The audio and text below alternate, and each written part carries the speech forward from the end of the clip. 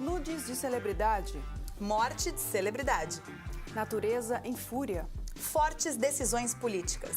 Notícia boa. Notícia ruim. Qual você quer primeiro?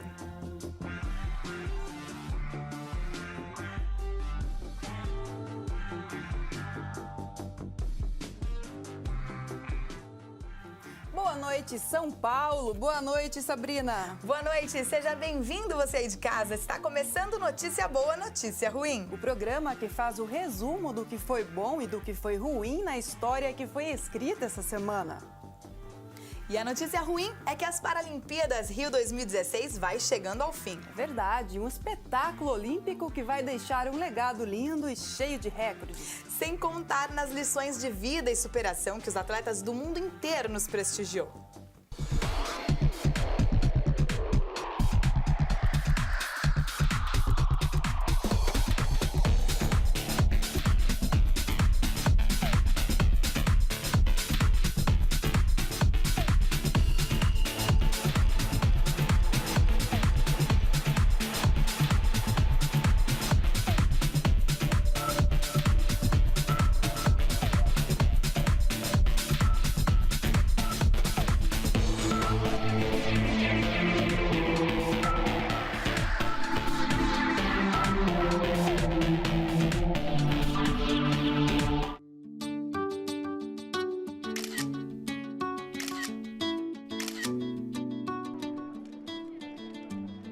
Em meio a tantos fotógrafos no Parque Olímpico, um se destaca.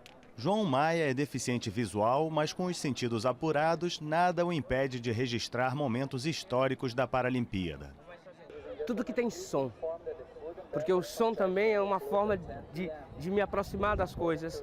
E aí tudo que se movimenta, tudo que tem som, tudo que tem cheiro, né? Isso faz com que a minha foto ela ganhe sentido e sensibilidade. João diz que a tecnologia do smartphone ajuda bastante, já que todos os comandos dão resposta em áudio. Tirar foto. Botão. 15 segundos. Tirar foto. Ele conta também com a assistência do fotógrafo Ricardo Rojas, que tem um projeto chamado Mobgrafia.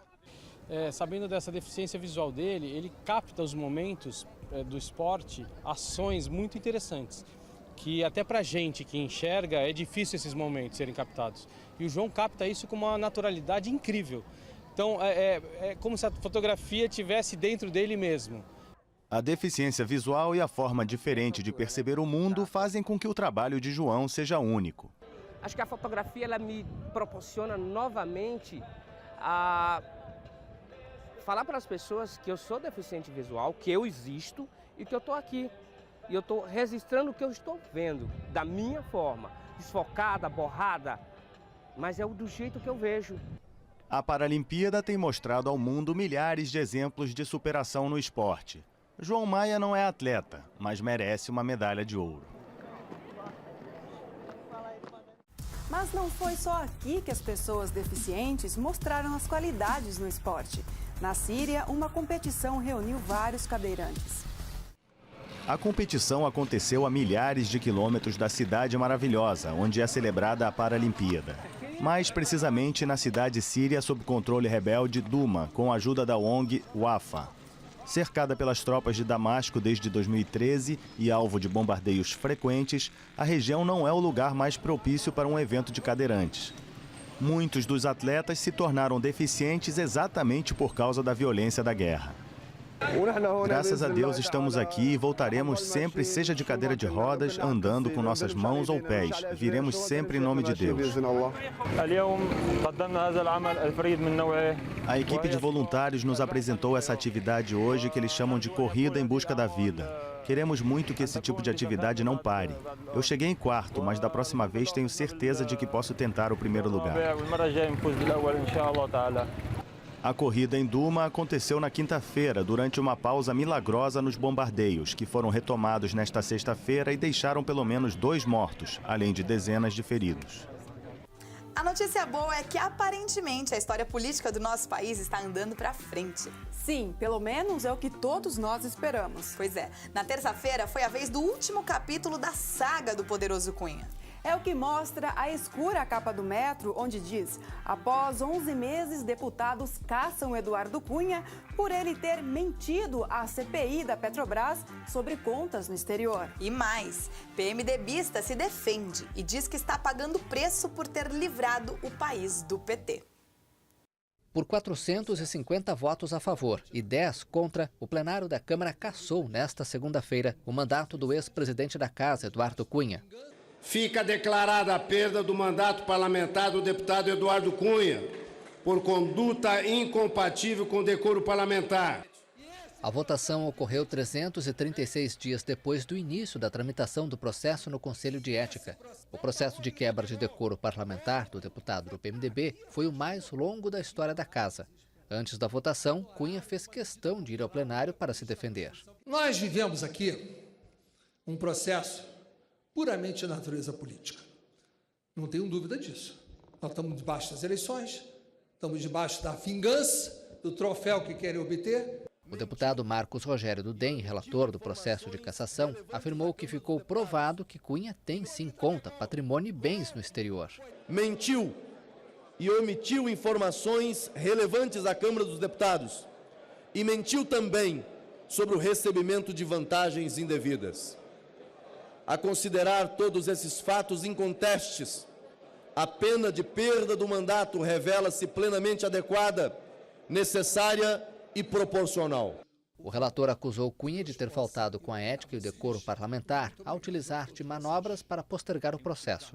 Cunha havia sido afastado do mandato de deputado em maio por ordem do Supremo Tribunal Federal por supostamente obstruir as investigações contra ele.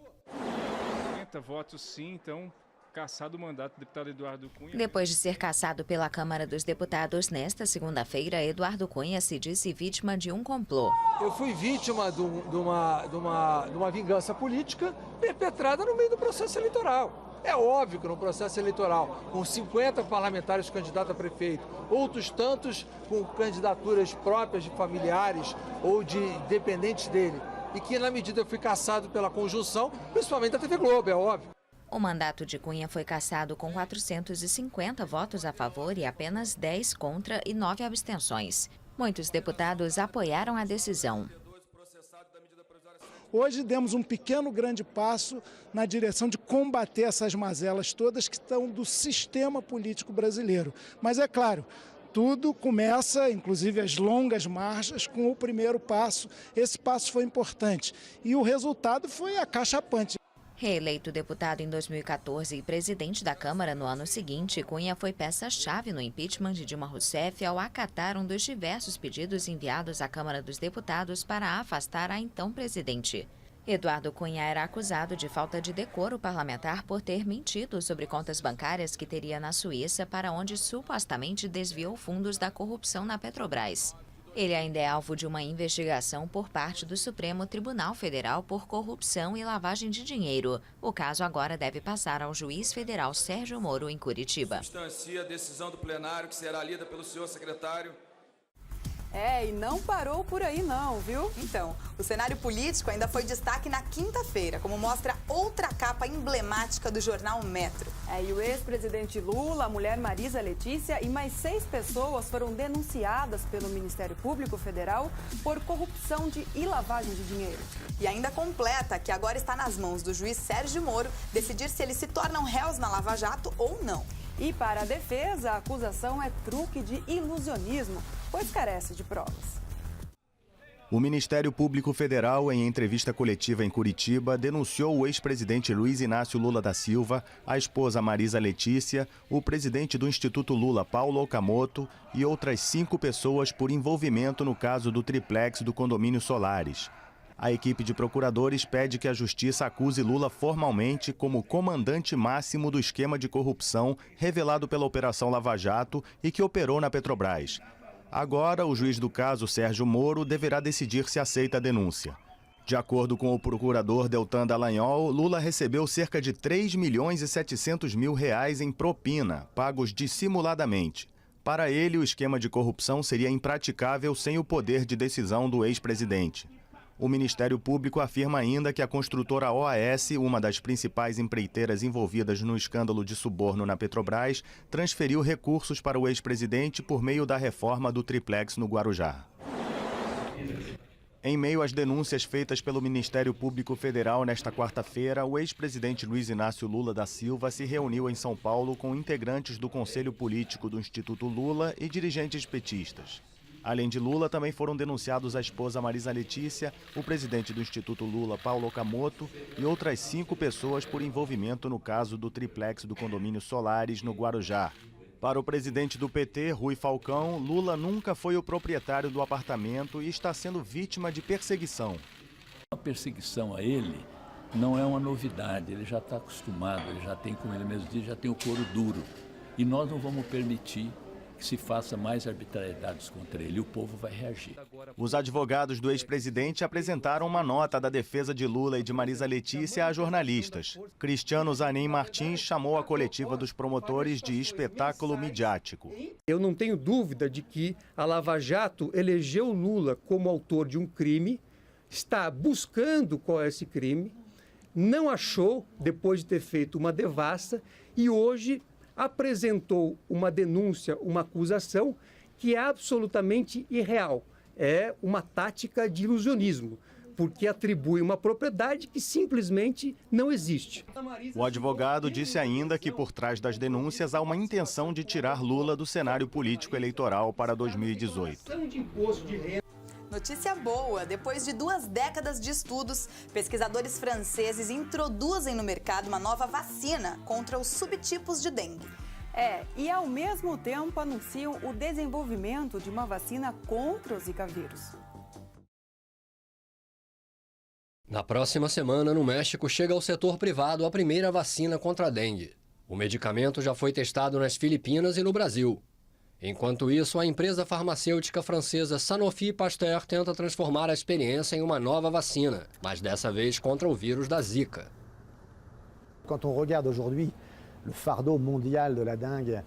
Hoje, quando olhamos para o problema global da dengue, vemos que cerca de 18 bilhões de dólares são gastos anualmente. A intervenção pública por meio da vacinação vai ter um impacto significativo na redução dos prejuízos econômicos causados por essas doenças. Significatif sur la réduction de ce poids économique de la maladie.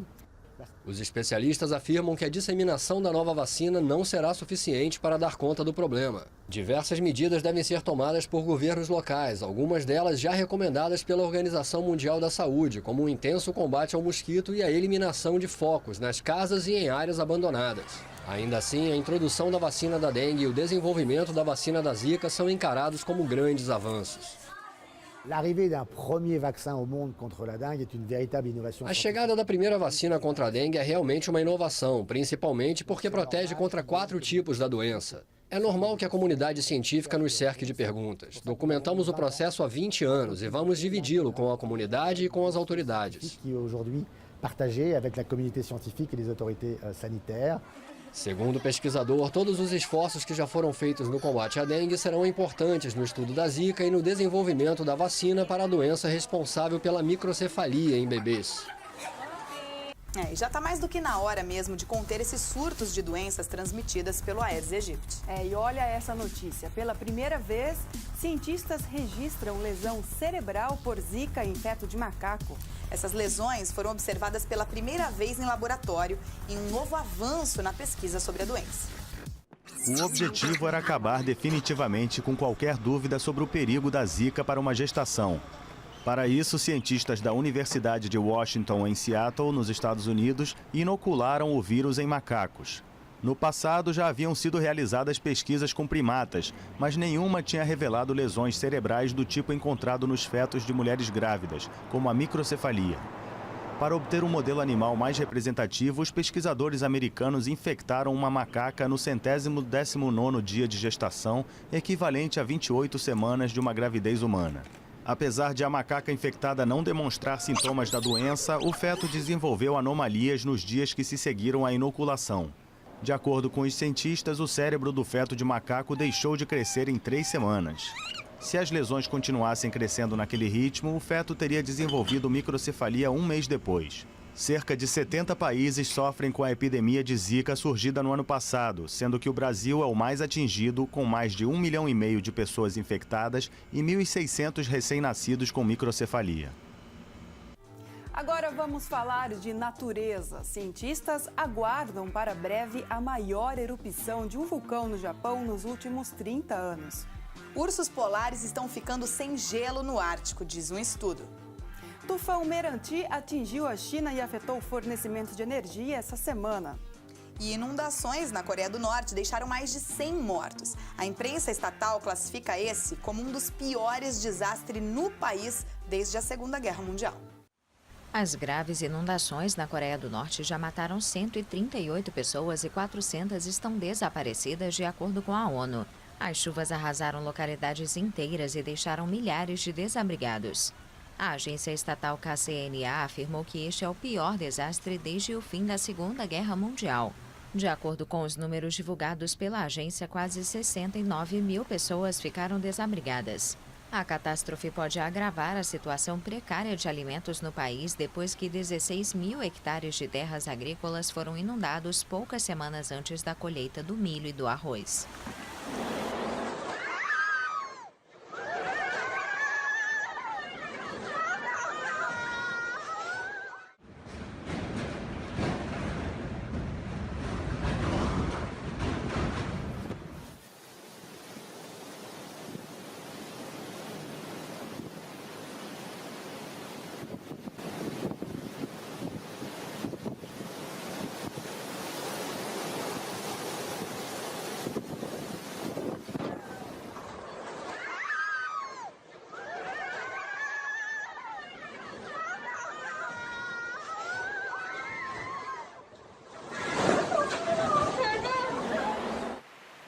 Partes de Taiwan estão paralisadas nesta quarta-feira por causa da passagem do tufão Meranti, que traz ventos fortes e interrompe o tráfego antes de um feriado importante. Apesar de não ter tocado o solo, a tempestade trouxe ventos e chuvas torrenciais no leste e sul da ilha. As rajadas chegaram a 263 km por hora e mais de 180 mil casas ficaram sem energia elétrica. A estação meteorológica de Hengchun registrou na manhã desta quarta-feira os ventos mais fortes de sua história, segundo a Agência Meteorológica Central de Taiwan. As escolas permaneceram fechadas na maior parte do sul e leste da ilha e o tráfego ferroviário foi suspenso em toda a costa oriental. Segundo o Centro de Operações de Emergência, pelo menos 1.500 pessoas foram evacuadas das zonas de risco e instaladas em abrigos temporários. Até o momento, não há registro de mortes ou pessoas feridas com gravidade. Desmatamento ilegal, mudanças climáticas, pesticidas. Inúmeros fatores contribuem para o desaparecimento de espécies no planeta. É verdade. E olha só, na Nicarágua, uma iniciativa ajuda a contornar o problema e protege um anfíbio bem curioso. Notícia boa, vamos ver.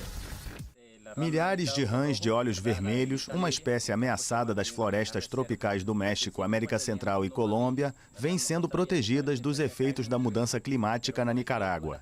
Estes anfíbios vivem sob ameaça principalmente após a seca que afetou o Pacífico nos últimos anos. Em Montebello, região localizada na serra ao sul de Manágua, voluntários colocam os animais em reservatórios com água para ajudar na reprodução da espécie. O santuário, que recebe a visita de 3.000 pessoas por ano, abriga 142 espécies de animais que também sentem a redução das florestas, a seca e o uso de pesticidas. Autoridades acreditam que a Nicarágua perde entre 70 e 80 mil hectares de mata todos os anos como consequência da exploração descontrolada e do desmatamento ilegal. Notícia boa vinda de Galápagos. A super tartaruga terrestre Diego é uma salvadora. Com mais de 800 filhos, afasta gradativamente o risco de extinção da espécie. Mais de 2.000 desses animais já foram resgatados de diversas partes do mundo e levados aos cuidados dos especialistas do arquipélago. Este é Diego. O supermacho de tartaruga gigante tirou a espécie do risco de extinção depois de reproduzir em cativeiro. Foram cerca de 800 filhotes. Aos mais de 100 anos de idade, ele é o mais dominante de 3 velhos machos. Diego divide com 6 fêmeas um espaço no Centro de Proteção a Tartarugas Terrestres do Parque Nacional de Galápagos, na ilha espanhola do arquipélago equatoriano. Há uns 6 anos fizemos um estudo genético e descobrimos que ele era pai de quase 40% das crias que sobreviveram até aqui. Isso quer dizer umas 700 ou 800 das 2.000 que temos no local. Diego pesa em torno de 80 quilos e mede 1,5 metro de altura quando está com as pernas esticadas. O macho reprodutor foi recuperado em 1976 no zoológico de San Diego, nos Estados Unidos. Cerca de 2.000 tartarugas já foram levadas à ilha como parte de um programa de reprodução em cativeiro. Isso tem salvado esses animais do risco de desaparecerem por completo. E o vulcão Piton de la Fournaise entrou em erupção pela segunda vez só este ano. O fenômeno, que já ocorreu 15 vezes na última década, se transformou na principal atração turística da ilha de Reunião. Pela segunda vez este ano, o Piton de la Fournaise entrou em erupção. Na manhã de domingo, a caldeira central do vulcão registrou atividade, mas sem qualquer risco para a população local.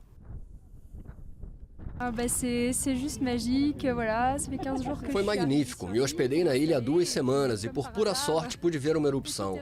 É um espetáculo único que exige esforço, porque você precisa subir até aqui. Mas vale a pena, é extraordinário. Ao longo da noite de sábado, os cientistas registraram uma atividade cada vez mais forte no Piton, que fica em uma parte desabitada da ilha e já se transformou em uma grande atração turística. Foi às 7 da manhã de domingo que a lava se precipitou, iniciando o fenômeno que se estendeu por todo o dia e entrou pela noite. Os moradores da ilha já estão acostumados. Na última década foram 15 erupções. Já os turistas aparecem aos milhares para admirar os rios de lava que se formam na cratera e descem pelas encostas da Montanha Viva de Reunião. E agora, Sá, vamos para aquele momento celebridade, que é a parte que eu mais gosto. Pois é, vamos conferir o que foi notícia boa e notícia ruim no mundo dos famosos. E vamos começar por um nudes da semana, o de Paulo Zulu. Deu ruim pro cara. Ele até que tentou retirar a foto, que segundo ele foi hackeada. Mas todo o país já havia visto a selfie do modelo, ator e apresentador. Peladinho, gente, fazendo inveja a muito homem por aí. Agora tem internauta até fazendo negócio com esse, sabe esse negócio de nudez? Neste domingo, Paulo Zulu quase quebrou a internet. O motivo? O galã publicou uma foto em que aparecia completamente pelado no seu Instagram. Mas ele não estava querendo aumentar o seu número de seguidores, não. O modelo, ator e apresentador de 53 anos, disse que a foto vazou. Peço desculpas por uma foto íntima que foi hackeada, mas consegui deletar. Desculpas pelo acontecido, mesmo não tendo culpa, me sinto mal com o ocorrido. Ele apagou a foto, mas não o fogo dos fãs. Cara, amei seus nudes, que tudo! Não se sinta mal, se sinta abençoado por esse instrumento que praticamente todo mundo tá querendo agora. E agora, Zulu com certeza vai bombar com o número de seguidores, que já ultrapassa os 33 mil. A outra certeza é que a cada nova publicação ele vai precisar ter paciência com os fãs que querem a mesma coisa. Posta de novo, nunca te pedi nada. Sem falar de quem já está até fazendo marketing com isso. Vou mandar o nude do Zulu para todos que me seguirem, até chegar nos 20 mil. E a notícia que, sem sombra de dúvidas, abalou o Brasil, veio do mundo das celebridades. O ator global Domingos Montaner, que interpretava Santo em Velho Chico, morreu aos 54 anos, após mergulhar numa parte perigosa do Rio São Francisco na última quinta-feira. E as equipes de buscas encontraram o corpo do ator preso nas pedras, perto da usina de Xingó, em Sergipe. Ele estava acompanhado da atriz Camila Pitanga, que ao notar que o colega não retornava, avisou a produção que iniciou imediatamente as buscas pelo ator. Pois é, uma grande perda aí para a teledermaturgia, estamos todos em luto.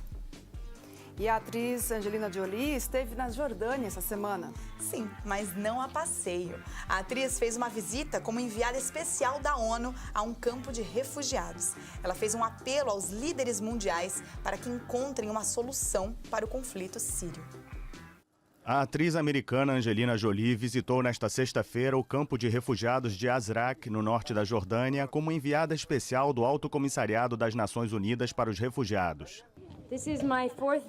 Esta é a minha 4ª visita à Jordânia desde o início do conflito sírio. É quase impossível compreender o que os últimos 5 anos significaram nas vidas dos refugiados na Jordânia e outros locais da região. Não há uma só família neste campo de 60 mil pessoas que não tenha sofrido perda e trauma.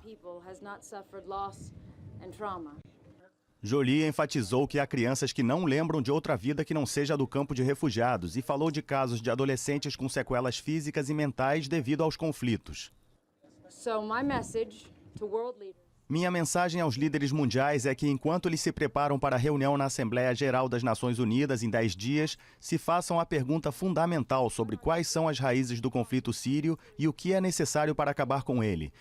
E, por favor, ponham isso no centro da discussão. Mais de 290 mil pessoas morreram e milhões tiveram que abandonar seus lares durante a Guerra Civil Síria, que começou há 5 anos. Até agora, os esforços para encerrar o conflito fracassaram. Samantha Schmutz revela que já ficou com Paulo Gustavo. A gente se apaixonou, disse ela. Bela Gil comeu a própria placenta e a internet não está sabendo lidar com essa informação. Italiana é a primeira blogueira de moda a ganhar sua versão da boneca Barbie. E no último domingo, Neymar fez a promessa de que daria o pontapé inicial na sua carreira como músico, Sabrina. Pois é. A imprensa espanhola não deu muito crédito, mas o jogador cumpriu a promessa. Lançou a música Yo Necesito para os seus fãs do Facebook. E será que essa interpretação ao som do piano merece um abacaxi? Bem, confira aí com seus próprios olhos e ouvidos. Estou aqui para lançar uma notícia para vocês em primeira mão. Opa! Será que ele voltou com a Bruna Marquezine? Ou vai abandonar o Barça? Nada disso! O anúncio dele, totalmente menosprezado pela imprensa espanhola, não era brincadeira, não. Ninguém acreditou quando o Neymar escreveu no seu Instagram no último domingo. Galera, quarta eu começo a minha carreira musical e vou lançar a primeira música no meu Face. Vai ter Ney músico nos palcos, sim. Cola lá! E nesta quarta-feira, o anúncio virou realidade. Ele mesmo apresentou a sua nova cria. A música se chama Yo Necesito. Gil tá aqui para escutar e analisar também a música. Para jogar la pelota, yo necesito ousadia, alegria.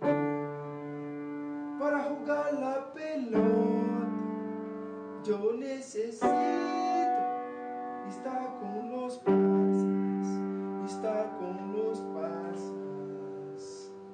é dois. Na boa, Neymar, melhor brincar com a bola do que com um piano. E aí, galera, gostaram?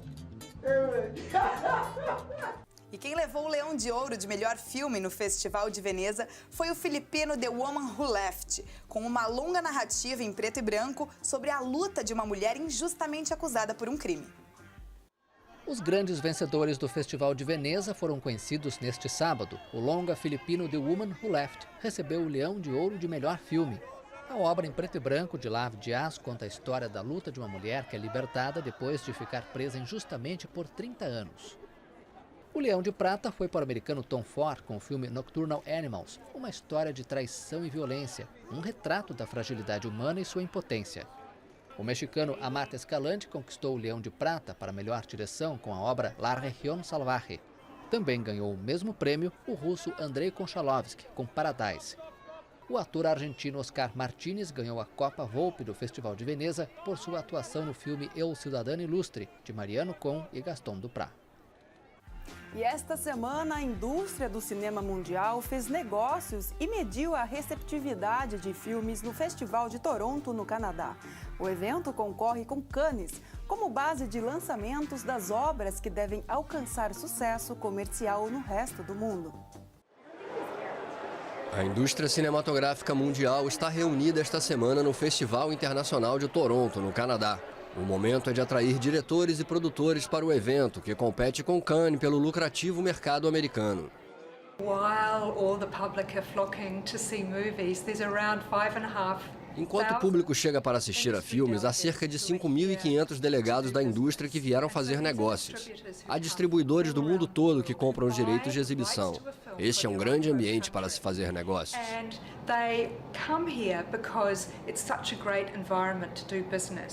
O Festival de Toronto é um bom termômetro. Ao longo dos anos, tem se tornado um bom indicativo das obras que vão concorrer ao Oscar, o prêmio máximo da indústria. Muitos dos filmes que recebem a aclamação do público alcançam sucesso na premiação da Academia Americana de Cinema. Cannes é bem mais tumultuado e bem mais difícil para se assistir a um filme. Em termos de negócios, por outro lado, talvez ainda seja maior. Este ano, enquanto as atenções do planeta se voltam para as eleições americanas, o Festival de Toronto trouxe obras que relembram figuras como Jacqueline Kennedy, Lyndon Johnson e Barack Obama. O mapa astronômico mais detalhado já produzido até hoje, com mais de 1 bilhão de estrelas da Via Láctea, foi divulgado nesta quarta-feira pela Agência Espacial Europeia. A partir de observações do telescópio espacial Gaia, a Agência Espacial Europeia conseguiu produzir o mapa mais detalhado da Via Láctea com 1.142 bilhões de estrelas. Um total de 450 astrônomos de 25 países participa deste projeto que complementa os dados reunidos há 23 anos pela Hipparcos, outra missão astronômica da agência.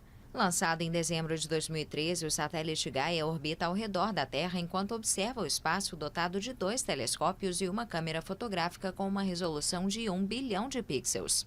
A enorme quantidade de dados que reuniu já permitiu elaborar este catálogo com as posições de 200 milhões de estrelas a mais do que havia sido previsto inicialmente.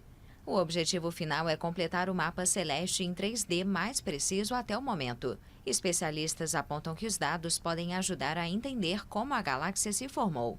Sentinela sempre alerta, Gaia também observa o movimento dos asteroides caso sua trajetória constitua uma ameaça para a Terra. E a notícia boa para finalizar é que a banda Red Hot Chili Peppers está confirmada para o Rock in Rio 2017. Uma ótima pedida para a gente finalizar bem e com estilo o nosso programa dessa semana, não é mesmo? A todos uma ótima noite e um beijo. Bom mesmo, obrigada pela companhia, até a próxima.